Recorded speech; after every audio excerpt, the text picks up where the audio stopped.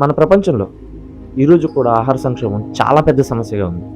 ఒకవైపు కోట్ల రూపాయల విలువైన ఆహారం వృధా అవుతుంటే, మరోవైపు ప్రతిరోజు సుమారు 25,000 మంది వరకు ఆకలితో మరణిస్తున్నారు. అంటే ప్రతి నిమిషానికి దాదాపు 17 మంది ప్రాణాలు కోల్పోతున్నారు. ఇది ప్రపంచ గణాంకాలు. మన దేశంలో చూసుకుంటే ప్రతిరోజు దాదాపు 3,000 నుండి 7,000 మంది వరకు ఆహార సంక్షోభం వల్ల తమ ప్రాణాలు కోల్పోతున్నారు.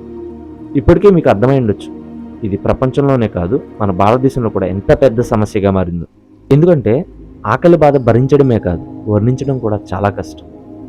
ఇంత పెద్ద సమస్యకి తన వంతు సాయంగా రోజు కొన్ని లక్షల మంది కడుపు నింపుతున్న ఒక నమ్మకం ఉంది.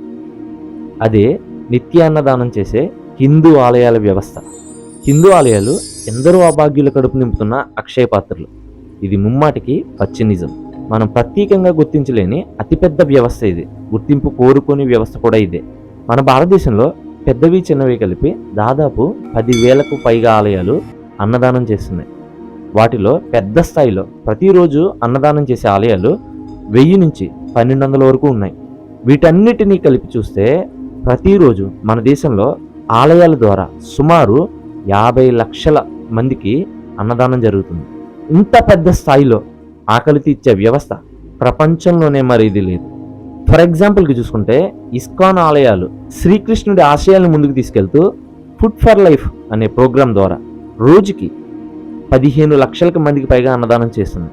అలాగే మన కలియుగ దైవమైన వెంకటేశ్వర స్వామికి చెందిన తిరుమల తిరుపతి దేవస్థానం వారు రోజుకి సుమారు 2 లక్షల మందికి పైగా నిత్యాన్నదానం చేస్తుంది.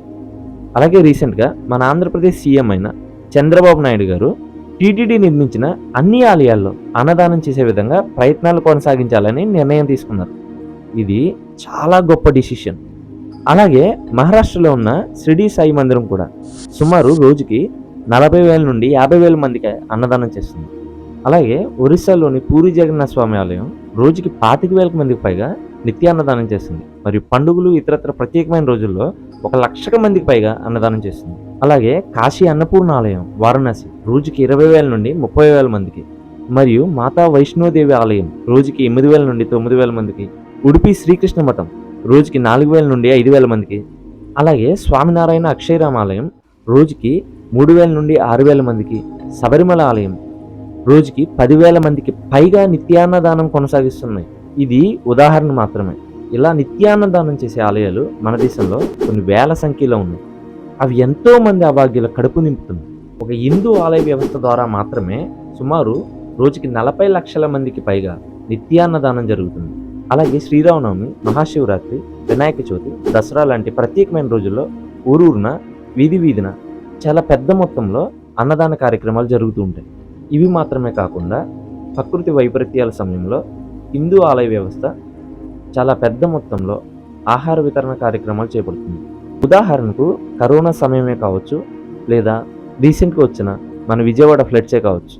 40 లక్షల మంది కడుపు నింపడానికి ఒక్క మీల్కి 25 రూపాయల చొప్పున చూసుకున్న ఒక్క రోజుకి 10 కోట్ల రూపాయలు ఖర్చు అవుతుంది. అలాగే నెలకి చూసుకుంటే 300 కోట్ల రూపాయల వరకు ఖర్చు అవుతుంది. ఇదే సంవత్సరానికి చూసుకుంటే 3,600 కోట్ల వరకు ఖర్చు అవుతుంది.